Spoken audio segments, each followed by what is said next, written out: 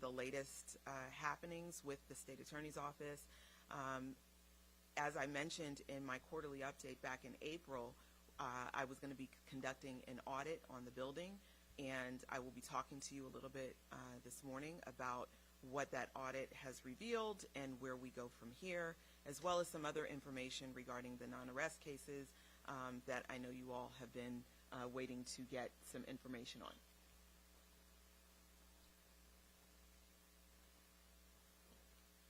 All right, so first I want to start off with the mission of this State Attorney's Office.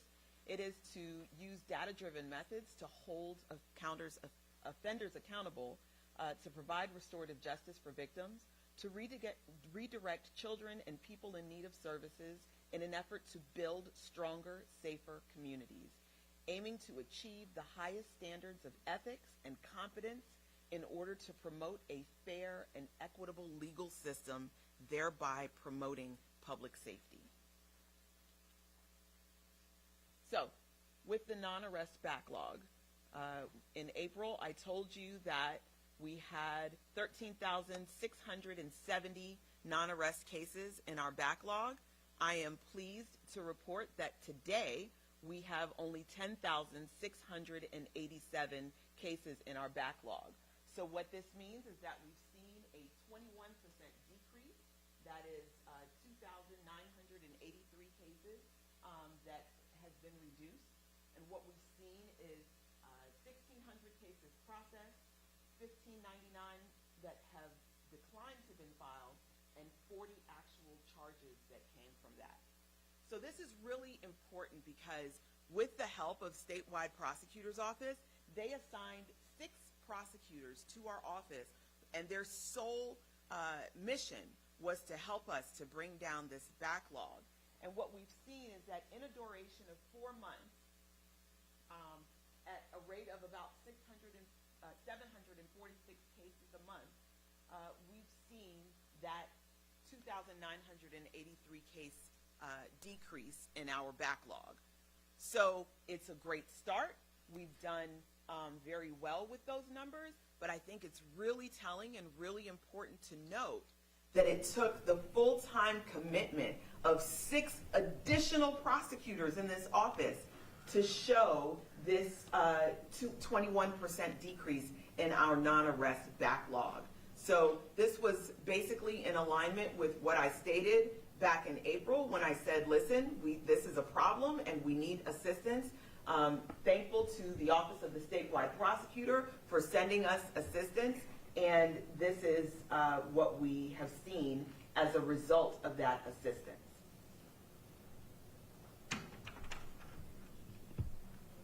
All right, trial statistics for the second quarter.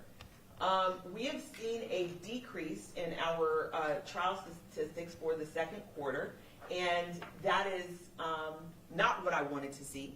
I told you in the first quarter that I was going to be working to increase our trial stats so that we could see a higher conviction rate in the cases that we're taking to trial. Now, I'm going to talk about a few things in the audit that will explain some of why we're seeing that decrease, but I want to commit to the public today that we are going to continue to take strides, to increase training, to do everything that we can to get those numbers back up to where they were when I left office in 2023. All right, and now the audit. So there was an audit that was conducted over this office over a period of 15 weeks. It's really important to understand that this audit was focused on moving forward, not looking backwards. This audit was focused on how can we make this office work most efficiently and effectively within the resources that we have. There has been great inconsistency. In fact, over the last 13 years, there have been 6 different administrations. So what that means is that you have a building that is fractured. Not fractured because of ideology, because one state attorney believed one thing and another one believed something different, but because when you have that many administrations in a short period of time, You have things that are left over. You have different processes from different state attorneys that have held on throughout those 13 years. And everyone is doing things in a different way, and that breeds inefficiencies.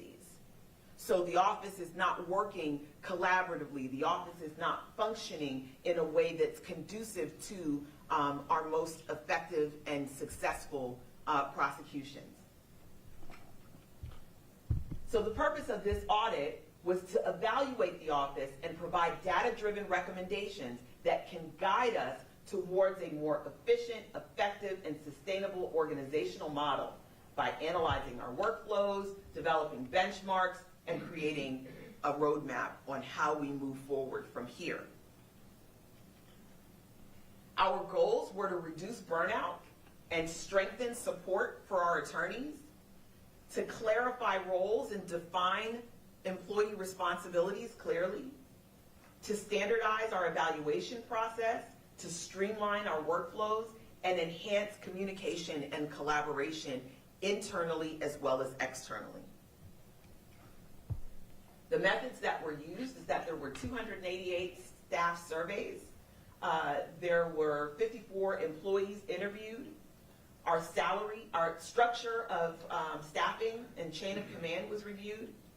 There was a 3-year case trend analysis that was done, as well as an workflow observation in real time and a study that reviewed that. And essentially the key takeaways of the audit based on that workflow study of what we call our C ASAs, that is our third-degree felony ASAs, that is the group that was studied. And what was found is that there were 5,797 open cases, and there were only 12 C-level attorneys in Orange and Osceola counties who were assigned to those cases. We see that there is high turnover. 28% of last year's hiring class has already separated, and the number for the 2 hiring classes before that is even higher. And also that we are the 3rd largest state attorney's office in the state, but we are among the lowest in starting salary. So the key takeaways is that we are having a high turnover because with this high of a caseload, these attorneys cannot be properly prepared to go to court and do the work that is expected of them. And with such low salaries, the question for them becomes, why should they? And what we see a lot in separation as the attorneys go through their exit interviews, when they're asked, why are you leaving and why are you going elsewhere? The answer is most often because they're going to start me at more than $100,000 a year, and here I'm making $68,000 a year to deal with this high caseload. So the 9th Judicial Circuit, which is composed of Orange and Osceola counties, has a population based on the 2020 census of 1,791,927 people. Our total budget for this office is $36 million. That is per capita, per 1,000 people, $20,360. And our ASA salary is set at $68,000, our starting salary for new assistant state attorneys. Now, there are 20 judicial circuits in the state of Florida. I'm showing 4 here because these are of the 4 most populated circuits, okay? So if you look at the 11th Circuit, which is Miami, the 17th Circuit, which is Broward, us, and the 6th Circuit, which is Pinellas, you'll see that we are the 3rd largest circuit by population in the state. However, if you look at our budget per capita, you will see that Miami is funded at $25,200 per capita. Broward is $24,750 per capita. Pinellas is at $26,550 per capita. And the 9th Circuit, Orange and Osceola County, is only $20,360 per capita. So what does that mean? Why does it matter that our funding is so much lower per capita than the circuits that have similar population sizes to us?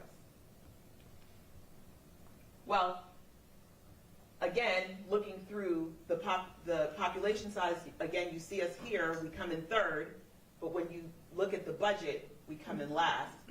Miami-Dade's budget is $71 million. Broward is $47 million. Pinellas is $40 million, and the Ninth Circuit is at $36 million. Here's, again, the per capita per 1,000 people.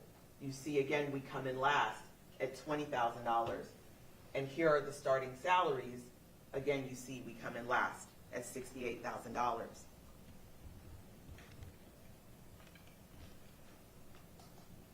This is just another slide showing you the pay disparity between prosecutors in this circuit and other circuits throughout the state, particularly the circuits that we're reviewing for the purposes of this presentation. But also, if you look at the pay of our prosecutors in comparison to that of our local law enforcement officers, you will see that there is also a significant pay disparity. Now, let me preface this with this. I am not saying that law enforcement doesn't deserve to be paid what they're paid. So please ensure that your headlines do not miscommunicate what I'm actually saying. I am saying that the state attorney's office is every bit a part of law enforcement. And when the legislature says that they are going to fund law enforcement, but they fail to fund the state attorney's office, then they are not funding all of law enforcement. Our local law enforcement officers have a starting salary on average that is the same as a starting assistant state attorney. Assistant state attorneys not only have to go to college, but they also have to go through law school. They often come here with an extreme amount of student loan debt. Law enforcement officers are able to quickly make up that gap on average by doing just 10 hours of overtime per week. With the caseloads that I told you that my attorneys have, they are often doing much more than 10 hours of overtime per week, but they are not paid for that overtime. So when you look at the deficit between them, there is a $24,000 pay gap between what our local law enforcement officers make when they're new in comparison to what our assistant state attorneys make when they are new. Again, this is not about law enforcement salaries. This is about, if you're going to fund law enforcement, the state attorney's office is very much a part of law enforcement, and it is us who takes the cases that law enforcement brings us to the conviction that ultimately assists with keeping our communities safe.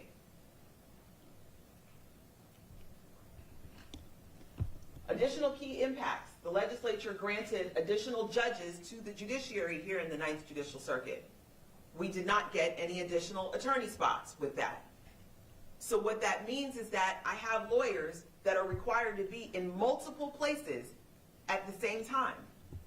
We had an issue just last week where a lawyer was set for trial in 2 different courtrooms in front of 2 different judges. Why? Because the judiciary has enough judges to move through the dockets. However, we do not have enough prosecutors, and especially not enough prosecutors with the experience that's necessary to run through these cases that the judges want them to. A typical day for an attorney here is that they start their day in pretrial detention hearings because we have one judge who's doing nothing but pretrial detention hearings. So they have to go to that courtroom before they ever get to go to the courtroom that they are assigned to work in front of the judge with the caseload that they're assigned to. And then if the judge in a trial week decides that they're going to start farming out cases because they have additional judges, the same prosecutors who are prosecuting cases in one courtroom are then being asked or required to go and try additional cases at the same time in other courtrooms. These are the type of things that add to the stress and the attrition of the attorneys in this office. So the recommendations are that we restructure management and align our bureau structure according with our workload data. Modernize our case management system and automate tasks, streamlining processes and reducing clerical backlogs. Standardize pay and implement merit-based pay structure that's tied to experience and performance. Expand staffing, increase personnel and office resources in our next budget cycle. Our budget considerations are to try to match ASA salaries to be competitive with assistant state attorneys across the state. Because what we're finding is when we interview lawyers and they are interviewing in these other circuits that are paying the $75,000 or higher starting salary, they are not taking the job with us, but they're going to go work in one of the circuits where they can get the higher pay. Have money for merit increases, and again, we are asking for additional FTEs. Those are individual prosecutors in addition to the ones that we are already allotted. Now, I'll tell you that there have been talks to raise the starting salary across the board, across the state, to $70,000. And we have in the past given raises. In fact, when I became state attorney in 2021, at that time the starting salary was $50,000. And I went to the legislature at that time in 2021 to advocate that we should raise the starting salary to $75,000.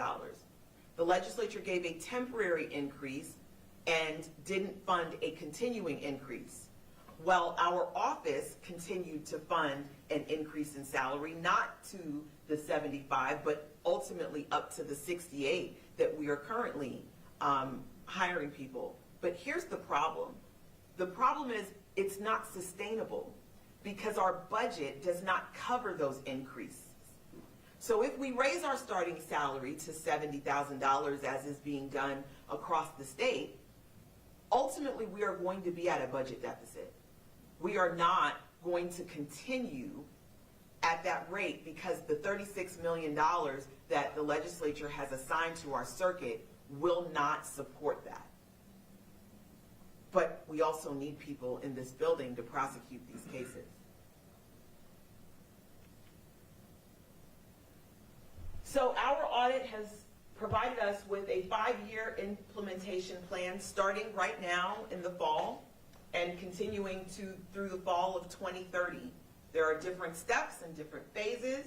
I can tell you that we have already started.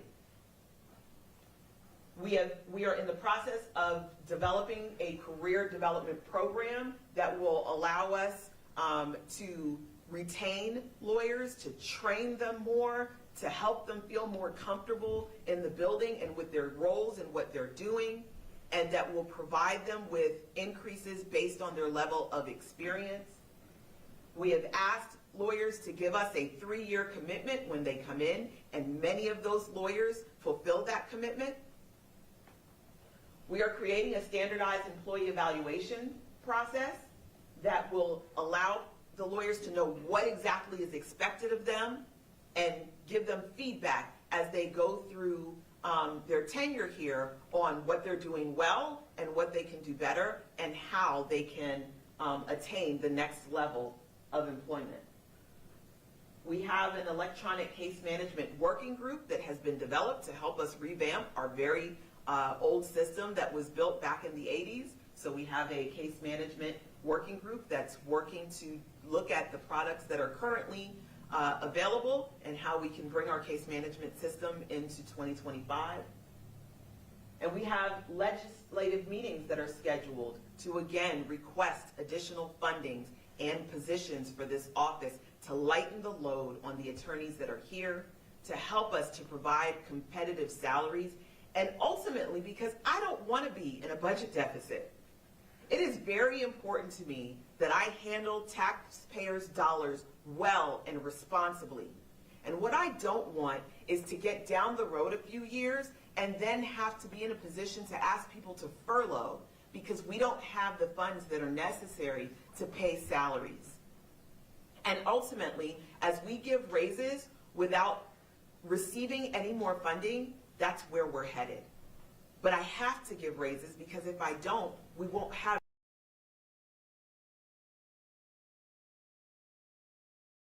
it. So we are working collaboratively. We are working very, very hard to ensure that we can provide our prosecutors with a fair living wage based on their training and their experience. We all know that the cost of living here in Orlando has skyrocketed over the last several years. So we have to be able to pay our employees a rate that reflects that. And that is what is going to allow us to run the most effective and efficient state attorney's office that we can possibly run. Thank you. Dave? Guys, we'll take a few on-topic questions if you have them. Let's try to keep them on topic. If we're not able to answer everything, you can reach out to our public information offices. So September 2030 comes around, the end of this 5-year implementation plan. What is your vision for the office? What does the office look like then? The office looks like people who are well-trained, people who have been here. What we call them is lifers, people who are here for a very long time. Many of you know I started my career in this circuit back in 1999. And at that time, to move through the building, you stayed as a misdemeanor attorney for 2 years before you ever went up to the felony department. Now, we're seeing a much shorter rate. We're seeing about 6 months on average before attorneys who come in move from misdemeanor to felony. So in order to create stability, we have to be able to have people here long enough to train them how to do their job and how to do their job well. But in order to do that, we have to pay them a fair and living wage so that they are not tempted to jump ship and go work at one of the private law firms that are going to bring them in at $100,000 right out of law school. So stability, well-trained lawyers who can do their job and do it well, manageable caseloads so that they can also have a work-life balance that will essentially make their mental health better. And again, we begin to thrive as a building and also as a community. You mentioned the 6 prosecutors that were brought on to help you guys with this caseload, and you guys knocked out nearly 3,000 cases. Was it just those 6 people brought on, or who else helped you get through this caseload? So the normal work of the prosecutors who do non-arrest processing, in addition to their other responsibilities, that was still happening. So that didn't stop just because we got the new prosecutors. But it's very telling to see that with all of the people who work on non-arrest cases as a part of their normal job responsibilities, in addition to 6 full-time lawyers, it's very important to understand, statewide loaned us these attorneys on a full-time basis. And we still only got through, nearly 3,000 cases in 4 months. What that means, it's going to take more than a year to get through all of the backlog, and we're doing everything that we can to ensure that that backlog doesn't creep back up again. Was any of Uppmeyer's people involved in this and helping break down this caseload?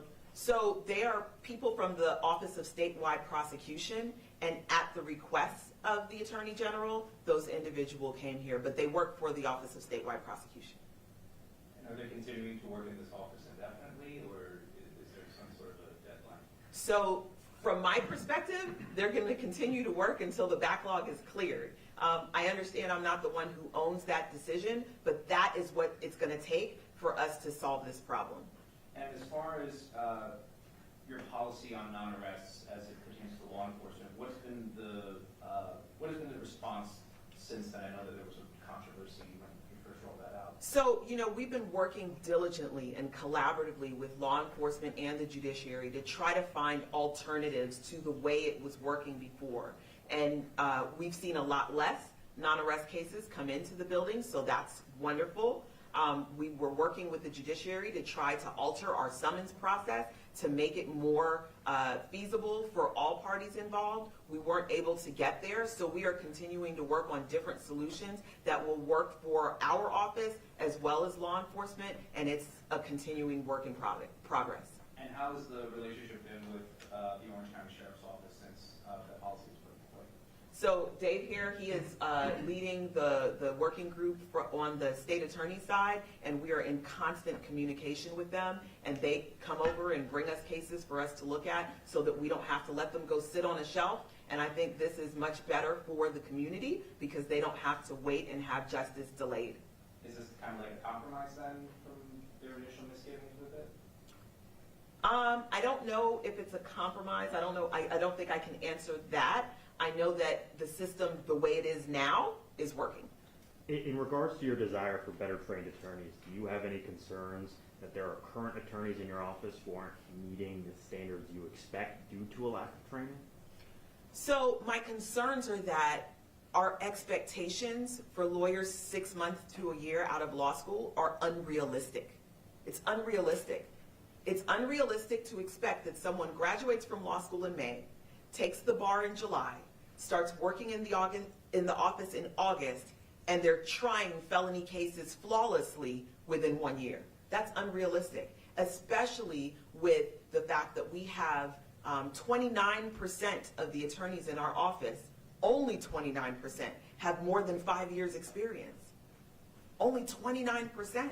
So there aren't even enough people to mentor and guide the young attorneys to help them to be the best attorneys that they can be. And when they have caseloads like the ones that I've described here today, in addition to being required to be in so many different places at one time, it's just not realistic that they can be the best attorneys that they So can. just to be clear, I mean, the audit, in your opinion, is not a reflection of the attorneys themselves. Absolutely not. And thank you for asking that question because I want to be very clear.